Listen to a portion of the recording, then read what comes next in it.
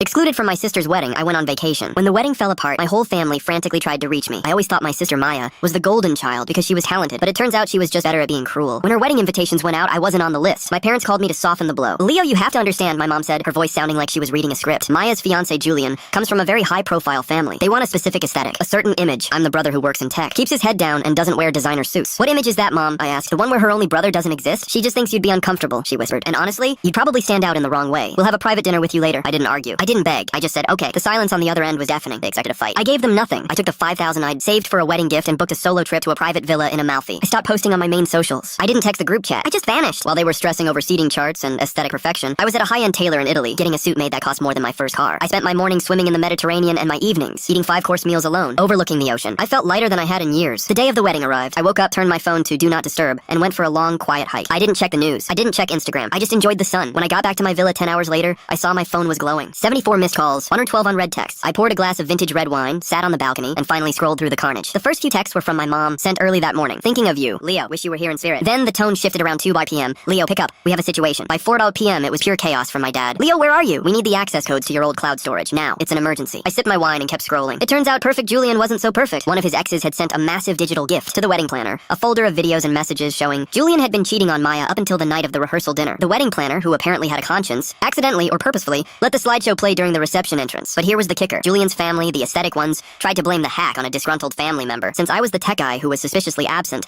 I was the perfect scapegoat. They needed me to log in and prove the files were planted or traced back to someone else to save the family's reputation. The most recent text was from Maya herself. It was sent an hour ago. "Leo, pick up the phone. My life is ruined. Julian's father is threatening to sue our family for defamation because he thinks you did this. You need to tell them you were hacked or something. Fix this." I looked at the beautiful Italian sunset. I thought about the years I spent being the reliable one, the quiet one, the one they could push aside whenever a better offer came along. I opened the group chat. Everyone was screaming, accusing each other, and begging for my help. I typed one sentence. "I'm currently 3 time zones away, drinking a bottle of wine that cost more than your catering." I attached a single photo of me on the balcony. I looked better than I ever had. My skin was tanned, my hair was styled, and I looked completely, utterly unbothered. I didn't look like the messy brother they were ashamed of. I looked like the man they couldn't afford to be. My mom replied instantly, "How can you be so selfish?" "Your sister is having a nervous breakdown," I replied. "You told me I wouldn't fit the aesthetic." "Mom," I took that to heart. I decided to find an aesthetic that suited me better. Then, I did the one thing they never expected. I blocked them. All of them. I didn't do it out of anger. I did it because for the first time in my life, the room was finally quiet. I finished my wine, watched the last bit of gold disappear from the horizon, and went to sleep. They wanted a perfect